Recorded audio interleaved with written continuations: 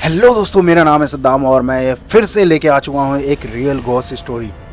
जी हाँ, बिल्कुल लाइटें बंद कर दो, सब कुछ टर्न ऑफ कर दो, हेडफोन लगा लो और ध्यान से सुनो। तो ये स्टोरी मुझे भेजा है किसी ने बिहार के एक छोटे से गांव से, पारू से, और उसने अपनी स्टोरी मुझसे शेयर करी है। उसका नाम साहिल था और साहिल भाई ने ये बताया कि मतलब हमारे साथ कुछ ऐसा हुआ है कि अनबिलीवेबल था। बिकॉज साहिल जो है दिल्ली में रहता था और उसको ये भूत प्रेत इन सब से कोई भी मतलब नहीं था। उसको ये सब फेक लगते थे, सारी चीज़ें मिथ लगता था। लेकिन जो इंसिडेंट हुआ उसके साथ, भाई वो रोंगटे खड़े कर देने वाली थी और उसको मालूम नहीं था कि वो क्या फेस करने वाला है। लेकिन फिर एक दिन ऐसा आया कि वो दिल्ली से बिहार गया, पारू, और अपने रिलेटिव के यहाँ गया, अपने मामा के यहाँ गया, और वहाँ पे उसको सुनने में आया कि यहाँ पे हर रात 12 बजे के बाद रोड पे जो है कोई चलता है, लड़की कोई चलती है जिसका पायल की आवाज़ आती है रात में, और रात भर जो है वो इधर से उधर उस एक पर्टिकुलर रोड पे करती थी। और वो रोड जहाँ पे साहिल के मामा का घर था बिल्कुल चिपका हुआ था। मतलब वो रोड जो है साहिल के मामा के घर के सामने से आता था। और साहिल को बिलीव नहीं हुआ कि ऐसा कुछ भी हो सकता है। तो अनफॉर्चुनेटली साहिल ने डिसाइड किया अपने कजन्स के साथ मिलके, मामा के लड़कों के साथ मिलके, कि यार आज हम दरवाजे पे सोएंगे, बाहर सोएंगे। सबने मना किया उनको कि नहीं, बाहर मत सो, काफ़ी ज़्यादा प्रॉब्लम हो जाएगी। लेकिन साहिल नहीं माना। साहिल बोला ये सब वहम है, ये सब फेक है, आज मैं प्रूफ करके दिखाऊंगा ये सारी चीज़ें। लेकिन उसको मालूम नहीं था कि क्या होने वाला है। बिलीव और नॉट, साहिल ने जो बताया वो मेरे भी रोंगटे खड़े कर देता है। देख लो, खड़े हो चुके रोंगटे मेरे, लिटरली। मतलब इतना ज़्यादा गूज बम्स आ गए अभी मेरे को उसकी बात करने में ही। तो सोचो उन्होंने उस रात क्या फेस करा होगा। Can you imagine that. सबने मिलकर ये डिसाइड तो कर लिया कि हाँ अब सोना है बाहर। वो सोए। उन्होंने क्या करा कि भाई चारपाई लगा ली। चारपाई लगाने के बाद जो है सारे के सारे वहाँ पे 4 लोग सोए, साहिल और उसके 3 कज़न, और वो चारों सोए वहाँ पे। और उन्होंने डिसाइड किया कि पूरी रात सोना नहीं है, हमें एक्चुअल में फिगर आउट करना है कि क्या सच में ये चीज़ है, कोई चुड़ैल जो है या कौन है जो पायल पहन के इधर से उधर जाती है। कोई आइडिया नहीं था उनको। उसके बाद उन्होंने चद्दर तान के मुंह ढक लिया। मुंह ढकने के बाद जो है वो वेट करने लगे 12 बजने का। अब साहिल को डर नहीं लग रहा था, लेकिन जो बाकी 3 थे, उनके कज़न थे, उन्होंने आवाज़ें सुनी थी। लेकिन साहिल को फ्लैक्स करने के चक्कर में, उसको दिखाने के चक्कर में कि हम नहीं डरते हैं, वो लोग भी साहिल के साथ सो गए। उसके बाद जो हुआ, साहिल बताता है कि मतलब कांट बिलीव इट कि ये चीज़ें एक्चुअल में होता है। उसके बाद 12 बजने के जस्ट कुछ देर बाद ही एक सन्नाटा सा छा गया हर जगह, और धीरे धीरे पायलों की आवाज़ आने लगी किसी के चलने की। कि जब भी वो चलते थे तब पायल की छन छन की आवाज़ स्टार्ट हो गई आनी। अब ये चीज़ें देखकर साहिल बिलीव नहीं करा। साहिल ने बोला कि नहीं यार, कोई लड़की होगी जो टहल रही होगी, क्योंकि कॉमन है, नॉर्मल है दिल्ली के अंदर कि 12-1 बजे तक, 2 बजे तक, 3 बजे तक यहाँ पे घूमते ही रहते हैं लोग। तो ऐसा लगता नहीं है, हर कोई जगह रहता है। मोस्ट ऑफ टाइम जो है दिल्ली के अंदर नाइट में जगह रहते हैं, तो ऐसा नहीं लगता कि हाँ भाई ऐसा कुछ होगा। तो साहिल को भी यही लगा कि हाँ वहाँ पे भी ऐसे कुछ है। और साहिल ने कोशिश करी कि मैं चद्दर हटा के झाँक कर देखूँ कौन है वो। और साहिल इतनी हिम्मत कर ही रहा था कि अचानक साहिल को फील होता है कि उसके सिर के पास कोई खड़ी है या खड़ा है। Can't imagine that. उसको मालूम नहीं था कि कौन खड़ा है, लेकिन हाँ अश्योर चारों को पता चल गया था कि हाँ उनके सिर के तरफ जो है कोई खड़ा है। अब साहिल की हिम्मत नहीं हो रही कि वो चादर हटा के देखे, और बाकी तीनों भी, मतलब वो चारों लड़के वहाँ पे सहम से गए, डर से गए, काफ़ी ज़्यादा कांप गए, और किसी की हिम्मत नहीं हो रही कि वो चादर हटा दे। और वो आवाज़ जो है पायोले की वो कंटिन्यूसली आ रही थी, कभी दूर जाते हुए तो कभी पास आते हुए। ये सारी चीज़ें हो ही रही थी।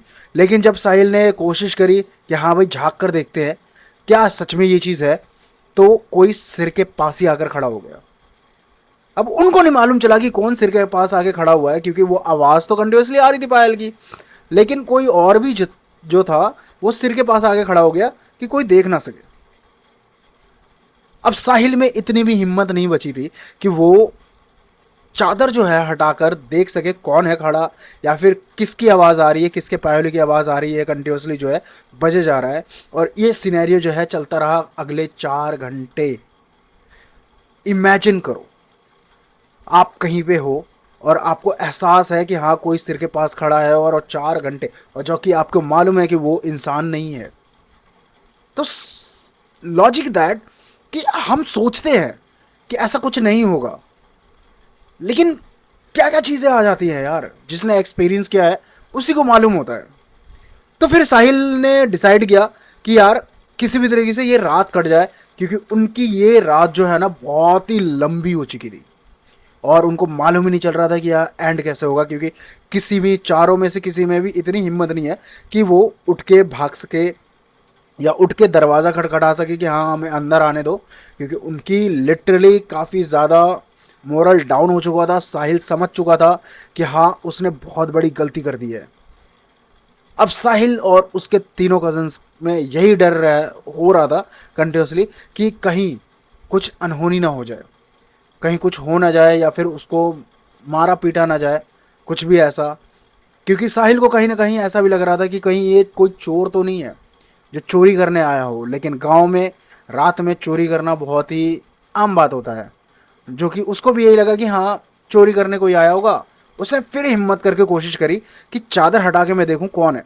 लेकिन जैसे वो चादर हटाने जा रहा था, अचानक से चांद की रोशनी की परछाई, चांद की रोशनी उस शख्स पे पड़ती है और उसकी परछाई जो है इनके चादरों पे पड़ती है आके। साहिल और उनका कज़न और भी ज़्यादा बहुत ज़्यादा डर जाते हैं। उनको समझ नहीं आ रहा अब क्या करें, क्योंकि ना ही वो फ़ोन था उस टाइम, ना ही कुछ भी था, और अंदर सब सो चुके थे घर वाले। किसी को मालूम ही नहीं था क्या होने वाला है क्या नहीं होने वाला है। और साहिल उसके कज़न जो है कंटिन्यूसली सहम से गया। कैन यू इमेजिन दैट, ये वही सीन ऐसा हो गया कि एक कुएं में जो है पानी भरा हुआ है और उसके अंदर आप गिर गए हो, वो भी जानबूझकर कूदे हो, गिर नहीं गए हो, आप जानबूझकर कूदे हो। और अब आपको डर सता रहा है कि कहीं मैं डूब ना जाऊं, क्योंकि ऊपर आने का रास्ता है ही नहीं, कोई लैडर्स नहीं है, कोई सीढ़ियां नहीं है, कोई रस्सी नहीं है कि आप वहां से निकल सको। और इस कदर वो चारों फंस गए। लेकिन उस दिन कुछ भी हो सकता था, नो डाउट। और शायद साहिल आज जो है ये स्टोरी आप तक पहुंचाने तक भी नहीं रहता, बिकॉज उस रात कुछ ऐसा अनयूजुअल चीज़ें हुई उन उन उसके और उसके कज़न्स के साथ कि आज भी सहम जाते हैं और वो बाहर सोते नहीं हैं। और फिर जैसे तैसे करके वो 4 घंटे जो है इन्होंने काटा, जो कि 2 रातों के बराबर थी, और काफ़ी ज़्यादा हालत ख़राब थी। तो उसके बाद सुबह के 4 बजे कोई लाठी लेकर आ रहा था और वो तेज तेज पीटता हुआ रोड पे आ रहा था कि लोगों को एहसास हो कि हाँ कोई चल रहा है। अब वो लोग वेट करने लगे, और पता है किस चीज़ का वेट करने लगे वो, कि हाँ कोई ऐसा इशारा मिले, कोई ऐसी चीज़ मिले कि हम लोग यहाँ से उठे और भागे अंदर को। अब गेट भी खुलवाना है, एकदम से उठ तो सकते नहीं है। लेकिन जब वो लाठी बजाते हुए, जो भी थे बुजुर्ग थे कौन थे, वो लाठी बजाते हुए रोड पे आए और वो धीरे धीरे आते हुए चले गए। और थोड़ी देर बाद ही जो है वहाँ के लोकल मस्जिद में अजान होती है, और जैसी अजान होती है वो सारी चीज़ें फील होता है कि हाँ बहुत ही लाइट हो चुका है। जो हैवीपन था, जो डर था, वो सारी चीज़ें लाइट हो गई। और एकदम से अचानक से उठते हैं सारे के सारे, घर की तरफ भागते हैं और घर का दरवाज़ा बहुत तेज तेज बजाना स्टार्ट कर देते हैं।